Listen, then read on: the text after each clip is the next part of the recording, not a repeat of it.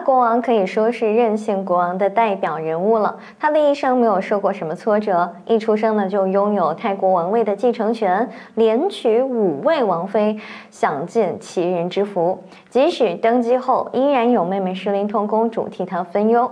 泰国国王马哈哇吉拉隆功的感情史真的十分丰富，5任妻子都长得颇为美貌，结局却一个比一个凄凉。第1任宋莎瓦丽王妃瘫痪失语，第2任于瓦西达王妃流落海外，第3任希拉米王妃被软禁在寺庙，贵妃施妮娜前途未卜，最大赢家莫过于苏提达王后。其中最貌美的王妃当属希拉米，无论是感情还是生活上，哇吉拉隆功都对希拉米宠爱有加。蒙希拉米、马希敦、纳阿育他耶王储妃。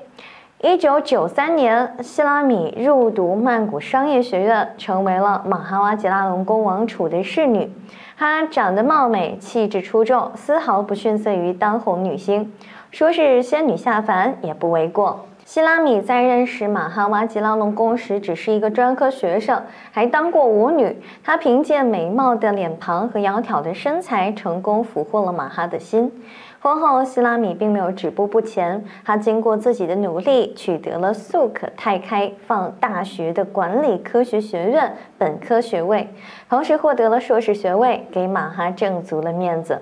正是因为童年生活艰苦，让希拉米明白了金钱的重要性。她嫁入泰国王室后，爱情、地位、皇子都收入囊中，堪称人生赢家。灰姑娘看似过上了幸福美满的生活，实际上希拉米的地位远不如国王的儿女，一直唯唯诺诺地跟在国王妇女身边，打扮得再漂亮也是徒劳。希拉米演绎了励志灰姑娘的故事。从一个脱衣舞女郎，再到马哈哇吉拉隆功的贴身侍女，最后成为马哈的第3任妻子，并坐上了未来王后的位置，还生下了泰国未来的国王提邦公。手握一副好牌，奈何一时徒劳。希拉米自从生育了提邦公王子之后，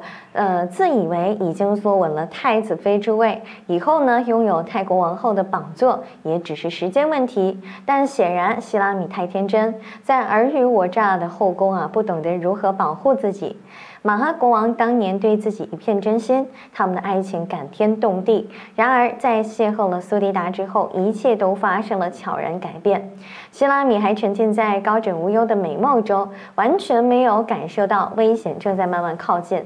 其实希拉米被废早有征兆，在他最后一次亮相的时候，也许是受了风寒，一直咳嗽，而马哈国王却心不在焉，面对希拉米捂嘴咳嗽都漠不关心。原来当时马哈国王已经和苏迪达确定了关系，为了给女友提高地位，马哈国王将苏迪达安排到了皇家护卫队中。苏迪达当时也在现场，负责接待和安保的工作。马哈国王虽然对希拉米的咳嗽熟视无睹，但眼神却一直飘向苏提达。正因为马哈国王精力不集中，导致整个活动流程还超时了好几分钟。更让大家觉得蹊跷的是，希拉米在自己最后一次出席活动的时候，居然没有发现马哈国王和自己零交流。即使希拉米咳嗽严重，但马哈国王的目光完全被苏迪达所吸引。其实人人都喜新厌旧，然而像马哈国王这样翻脸如此快的人，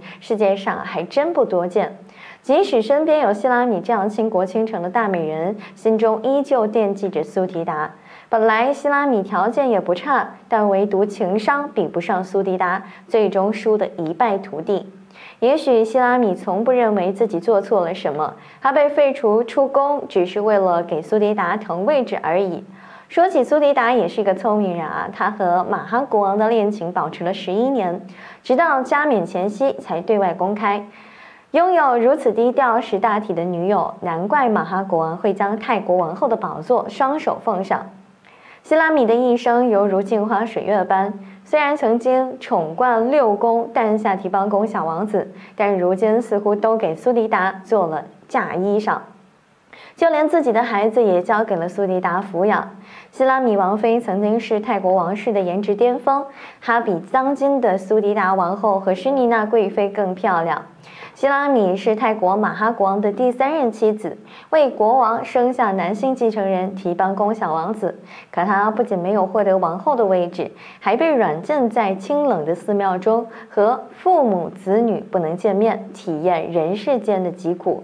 马哈国王抛弃了前3任妻子，现在坐拥王后和贵妃2个妻子，早已将旧爱忘得一干二净，并且把希拉米王妃的娘家收拾得干干净净。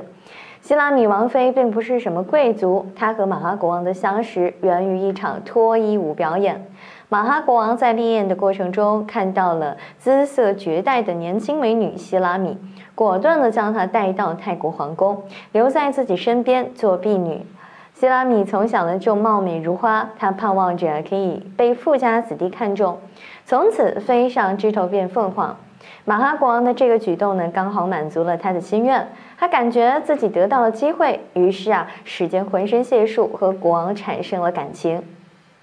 希拉米陪伴了国王11年，从20岁少女变成30多岁的轻熟女，却始终没有获得马哈国王的一纸婚书。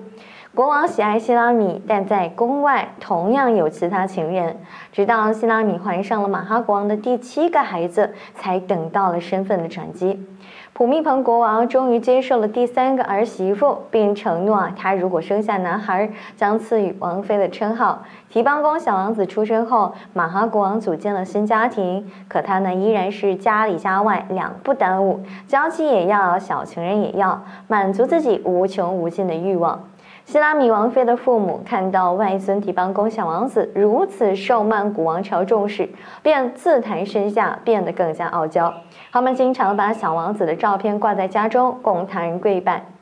希拉米父母呢是未来泰国国王的外公外婆，所以平民见到他们也会跪在门口向他们行礼。